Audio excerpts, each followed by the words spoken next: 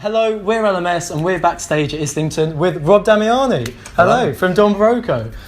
How's this tour been for you? Yeah, it's been amazing. Yeah. It's been, all the shows have been absolutely mad. You know, getting to do both albums in full has been pretty incredible. You know, I think a lot of bands don't get to do that until a lot later in their careers. So yeah, and with all the shows being sold out, it's just been very hectic. Yeah. Okay, so we've seen you in Europe and you've been supporting 5 Seconds of Summer and Bring the Horizon, and now you're going on your own headline tour across Europe. How is that transition for you, going from the sport act to now selling out shows across Europe? Yeah, I mean, it's going to be interesting. You know, it's the first time we're going out as a headliner ourselves in Europe, so it's going to be, cool actually having people there for us. You know, being a support act is wicked, and you know, it's probably the best way for us as a live band to make new fans and sort of grow your fan base. But you know, when you're doing a show and people are there to see you and they know all your songs, it's, you know, there's no better feeling than that. So. Yeah. We saw you in Paris supporting Bring the Horizon, and even then the crowd were absolutely going for it. They were hooked straight away. They loved the big songs that you guys do and the energy that comes to the crowd. They just love that immediately. So what I would like to know is, what was Don Broco's first ever gig and where was it? That would have been probably the first. We had like a first proper gig, which was at our local venue, Esquires. We kind of think of that as our first ever gig because we actually played our own songs, and you know, we had people there to sort of see us, and we got everyone down. But we actually played like a sixth form ball fundraiser before that, which was, I guess, like, I think we were doing our GCSEs at the time, and the sixth formers like said, "Oh, does anyone want to do it?" And we thought, okay, let's give it a go. We did like 4 or 5 covers, and that was it. And I just remember being like so scared, like probably like shaking the whole way through it, having to like dance to like cover up the shakes. Which was, you know, and then, you know, it takes a few shows to then sort of build your confidence up. So it was, I mean, I'll never forget that show. Yeah. If you can call it a show. It's a bit of a joke, really, but no, it's fun. And obviously you got your new single out, Everybody, and you played it here tonight. How did that come about, or how did that song get written? We started writing that on the 2 tours we did, actually, sort of over Bring the Horizon and 5 Sauce. We just wanted to get some new material out. You know, we'd been playing, obviously, all the songs of Automatic for about a year, and we were sort of itching to get writing. Knew we had this tour coming up, thought wouldn't it be cool to get a new song on it and play a new song, and it just happened pretty quickly across, well, as quickly as you can when you're on tour, because obviously you have, like, you know, a few rest days when you're not playing, a few you know, shows where you're so busy there's no chance to do anything, but yeah, once we got back we just recorded it, did the video super quick, and it's probably the most fun song to play. And everyone loves the new dance going down there. You see a few people in the crowd sort of. We've already seen a cowboy down there tonight. Yeah, people try and do it though in the pit, and it just doesn't work. It's just too crazy. So. Can you tell me, for people who haven't seen Don Broco, what the Push-Up Squad and what Bad Boys Badminton Club is? Well, the Push-Up Squad started by some lad in Nottingham. We had a gig. I know who they are. Do you know who it is? Yeah. We were playing Hit the Deck Festival for the first time, and split the crowd to do a Water Death and Thug Workout, which we've been doing for a while, and some lad just came down in the middle, started doing push-ups. A couple of people started joining in, and I think the next show when he came and did it, I did it with him. So I just thought it was amazing. And then everyone just started doing it, and it sort of snowballed from there, and it just became one of those things that, you know, whenever we play that song, you kind of have to do it. In Glasgow, that we were playing we basically bought a badminton set. I think it was the tour before the last one. It was the first time we were sort of in big venues ourselves.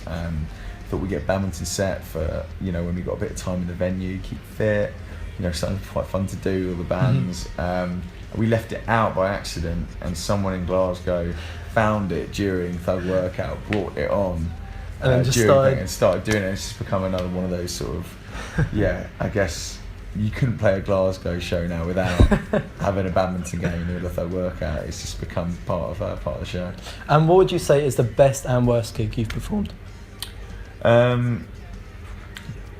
Best, I think best would probably be maybe Brixton.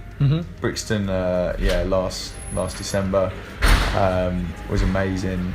And worst, don't know. There's been a couple of terrible shows when we started.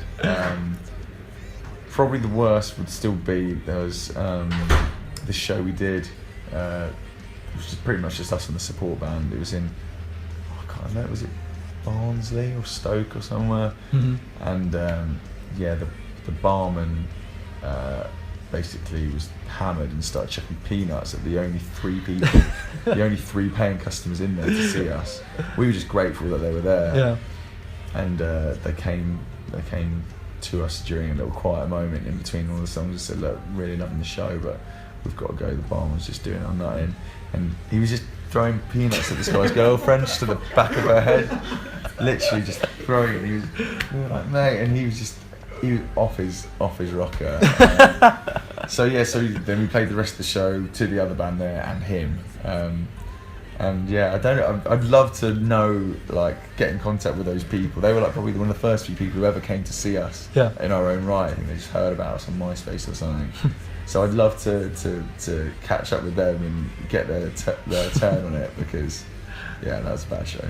Okay. So you've had Automatic out for a year now. How did the tour come about when you thought, right, let's do Priorities one night, let's play that through, and then play Automatic and play that through? How did that idea come about? It was something we thought about pretty early on. We thought it'd be a cool idea, and it was really when we saw how things were panning out this year, and we were, really busy basically doing support shows, and we knew we got that feeling from our fan base. It was like, come on, do your own shows. And obviously bands have got to go out and do the supports, and when you get opportunities, it's nice to take them, but at the same time, you want to do something for your own fans and for people who love Priorities and hadn't heard a lot of those songs for a couple of years. That was a really obvious way of doing it and doing both albums. Okay, what was the first song you wrote in Automatic?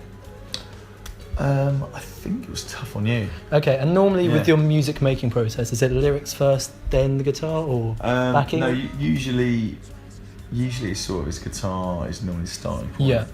And then we'll flesh the music around there, more or less, and there'll be a couple of phrases, normally a few melodies that will be like, okay, this can form the building blocks, and then lyrics usually come last. They come last, and you build that around you. Okay, can you tell me how you wrote the song What You Do to Me, and the reasons behind why you wrote that? What You Do to Me, that started actually with, interestingly, with the lyric What You Do to Me. It just it just sounded right with the kind of syllables and the melody. And yeah, that was a story that one of my old housemates told me, where he was seeing this bird who was his kind of on-off girlfriend, and she was just kind of playing him around, meeting up with the other guys pretty much in front of him. They had this sort of open relationship where it wasn't quite defined. You're not girlfriend boyfriend. It makes things tricky. Can make people like quite jealous, and he thought he was cool with it, but he wasn't. And I think there was one time where they were out in town, and she was like, okay, good night then, like, see you tomorrow, whatever, going home. And then like an hour later he was out with his mates, and he just saw her with this other dude, so she faked going home to then meet up with this other guy. And it just made me think like how mad are modern relationships, where there's so many times people don't say, they don't commit to each other, they just sort of are happy to sort of be seeing a couple of other people, and it never really ends well. Okay, can you tell me any funny stories that maybe happened backstage with the other lads? Maybe found this tour in Europe? Don't know, backstage. I know you like your little props with your obviously Bad Boys Badminton Club and things like that. Frisbee, I've seen you guys a couple of times. Yeah, I mean, we just sort of, I guess I can't think of anything on the spot, but yeah, we just sort of, we make do with what we've got around us. I mean, there's been a couple of times where we've been like, just messing around and getting in trouble. Today, actually, we were playing around with the lights, and I thought it was Ashley, our lights guy. I thought it was his setup, and I was like pressing all the buttons, and pressing the gas, which goes in the safe. And then this guy came and like gave us a proper bollocking, and it literally felt like being back at you were in school. show and you're yeah, getting he told was off. like, "What are you doing? Can you stop touching that?" We thought it was ours. We thought it was our lighting guy. So yeah, you sort of just have fun, and you sort of just have a laugh and tour, and end up. I can't resist pressing buttons when they're there. Yeah. Okay, and finally, what advice would you give to upcoming bands, young guys who want to start a band? Yeah, just play as many shows as you can. Yep. Write as many songs as you can. You know, don't ever sort of stand still and think, okay, we got 6 songs, that's enough for a set, let's stop and just keep writing, because you're always going to get better writing more and more. And yeah, don't be afraid to play rubbish shows, you know, because those are the shows, ideally when not that many people are there, you can sort of hone your craft and make your mistakes and get better as a band. So when you do play the shows and people are watching, you're not absolutely shit. You can kill it. Yeah. Okay, thank you very much. We've been LMS.